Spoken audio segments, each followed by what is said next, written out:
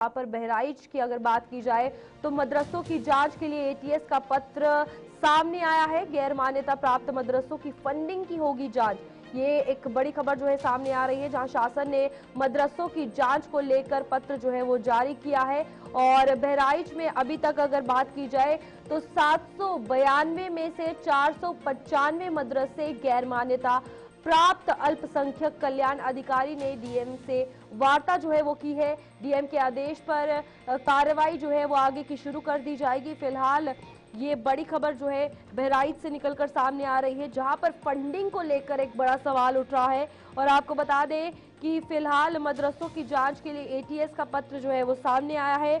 DM के आदेश पर आगे की कार्रवाई जो है वो शुरू की जाएगी, जिसमें से बहराइच की अगर बात की जाए तो 792 में से 495 मदरसे यानी कि गैर मान्यता विदाउट एनी रिकॉग्निशन जो है वो चल रहे हैं। तो अब उनकी फंडिंग का सवाल जो उठता है कि आखिरकार ये मदरसे कैसे चल रहे हैं, उनको लेकर अब कहीं ना कहीं एटीएस का शिकंजा कसता हुआ नजर आ रहा है। आपको बता दें कि इसमें एक बड़ा सवाल कहीं ना कहीं उठ रहा है कि बाहर की फंडिंग जो है वो आ रही है और इन गैर मान्यता वाले मदरसों पर अब एटीएस का शिकंजा जो है वो देखने को मिल रहा है।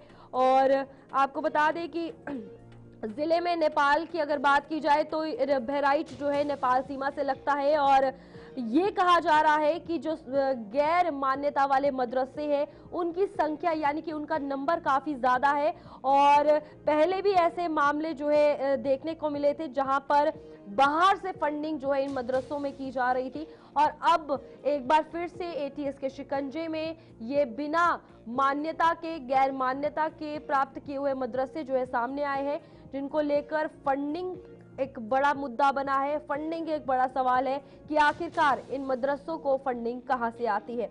आपको बता दें फिलहाल अब एटीएस के स्तर पर ये बड़ी जांच जो है होने वाली है और एक बड़े खुलासे की संभावना भी जताई जा रही है।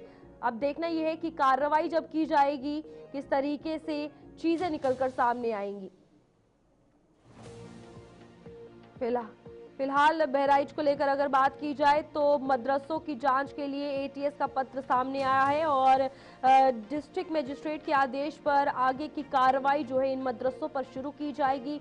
फंडिंग बड़ा सवाल बना है और आशंका जताई जा रही है कि ये फंडिंग जो है बाहर से आ रही है, क्योंकि बहराइच की अगर बात की जाए तो नेपाल की सीमा से ये जो जिला है वो लगता है। और इसमें काफी ज्यादा मदरसे 495 एक बड़ा नंबर है, जिनमें मदरसों की अगर बात की जाए तो गैर मान्यता प्राप्त है यानी कि नॉन रिकॉग्नाइज्ड है। तो फिलहाल शासन ने मदरसों की जांच को लेकर बड़ा पत्र जो है वो जारी कर दिया है और जांच जो है वो शुरू की जाएगी। और ये कहा जा रहा है कि एटीएस की इस कार्रवाई की जो पत्र एटीएस द्वारा दिया गया है डीएम की आदेश पर, जब ये कार्रवाई होगी तो एक बड़ा खुलासा इन मदरसों को लेकर सामने आ सकता है। आपको बता दें कि फिलहाल 792 मदरसे हैं पूरी लिस्ट में सामने आए हैं, जिसमें से 495 मदरसे गैर मान्यता प्राप्त किए हुए हैं।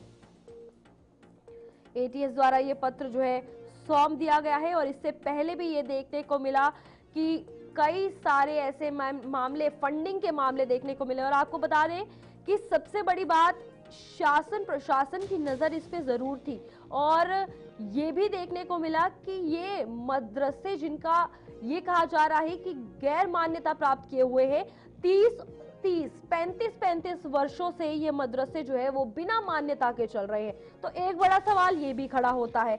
अब दूसरी तरफ एटीएस ने पत्र जारी किया है फंडिंग को लेकर, एक सवाल अब ये भी खड़ा होता है। अब कहीं ना कहीं शिकंजा तो इन मदरसों पे कस चुका है, लेकिन कार्रवाई के बाद क्या बड़ा खुलासा होगा ये भी देखने वाली बात होगी।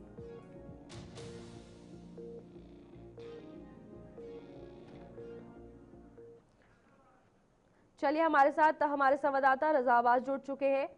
रजा, बहराइच से ये बड़ी खबर सामने आ रही है, जहां पर फंडिंग एक बड़ा मुद्दा, अब इन गैर मान्यता प्राप्त किए हुए जो मदरसे हैं उन पर सवाल उठ रहा है फंडिंग को लेकर, क्या कुछ कहना है? देखिए, ऐसा है कि जब ये दंगा हुआ तो इंटेलिजेंस रिपोर्ट आई। इंटेलिजेंस रिपोर्ट में ये आई है कि वो फंडिंग की जांच की जाए। और फंडिंग जो है वो गैर मान्यता प्राप्त यानी जो नॉन एडेड मदरसे हैं, जो सरकार से सहायता नहीं पाते हैं, वो प्राइवेट सेक्टर से चलते हैं। तो वो उनके पास धन कहाँ से आता है? क्या पब्लिक सेक्टर से आता है? उत्तर प्रदेश की जो पब्लिक है, एक विशेष समुदाय की, वहाँ से आता है?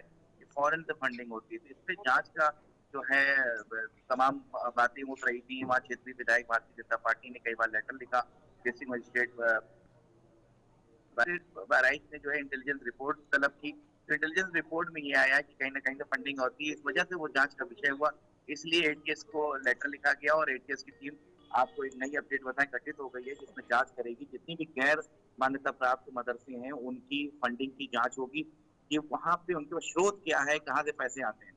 बिल्कुल रजा, इसी के साथ एक और बड़ा सवाल है। ये भी कहा जा रहा है कि बिना रिकॉग्निशन के ये मदरसे जो है 30-35 वर्षों से चल रहे हैं और दूसरी तरफ आशंका ये जताई जा रही है कि इन मदरसों में हो सकता है या तो चीन से फंडिंग आ रही है या तो पाकिस्तान। इस पे क्या कुछ कहना है आपका? देखिए, ये तो जाँच का विषय है, हम ऐसे नहीं कह सकते हैं और क्योंकि हम एक सम्मानित संस्था है मीडिया हाउस के, कि आप ये अटैक कर देंगे फलाँ मुल्क से आ रहा है, फलाँ मुल्क से आ रहा है, मगर ये जाँच का विषय है। एटीएस इस वक़्त जाँच गठित की गई है और सबसे अहम चीज़ ये है, जो आपका सवाल है, कि जो गैर मान्यता प्राप्त मदरसा है, उनको उनके ऊपर ये देखा जा रहा है कि ये स्रोत इनकम का कहाँ से है, कि ये क्या पब्लिक सेक्टर से आ रहा है उत्तर प्रदेश से? या कोई ऐसे सेक्टर से आ रहे हैं जिनकी माफिया लिंक्स हैं या फॉरेन लिंक्स हैं। तो बहुत सी चीजें निकल के आएंगी जब जांच हो जाएगी और क्लियर हो जाएगा। गैर मान्यता प्राप्त जो मदरसे हैं वो ऑलरेडी मदरसा सम्मिलित होते हैं, मगर मदरसा बोर्ड से उनको वो नहीं मिलती, एडेड नहीं मिलती। देखिए, मान्यता के बगैर जो है मदरसा नहीं चलता, क्योंकि मदरसा खुद एक बोर्ड है। जैसे यूपी बोर्ड है, आईसीएसई बोर्ड है, तो मदरसा बोर्ड भी सरकारी बोर्ड है। तो उनको जो ठीक है है। जैसे मुंशिब है, आलिम है, ये सब क्लासेस जो है वो मदरसा बोर्ड से ही चलते हैं। कोई ठीक है। मदरसा बोर्ड के अलावा जो है वो पब्लिक में नहीं चल सकता है। अगर ऐसा होगा तो वो सरकार बंद कर देगी, उसका प्रावधान है। ठीक है। ठीक है मगर रजा। बहरहाल ये जाँच का विषय है, हम किसी पे इतनी जल्दी अटैक नहीं कर सकते। ठीक है रजा, बहुत बहुत धन्यवाद आपका जानकारी देने के लिए। इसी के साथ बहराइच की अगर बात की जाए तो एक बड़ा सवाल मदरसों की फंडिंग को लेकर उठ रहा है, जहां पर आपको बता दें कि 792 में से 495 ऐसे मदरसों के नाम आए हैं जो बिना गैर मान्यता के जो है वो चलाए जा रहे हैं।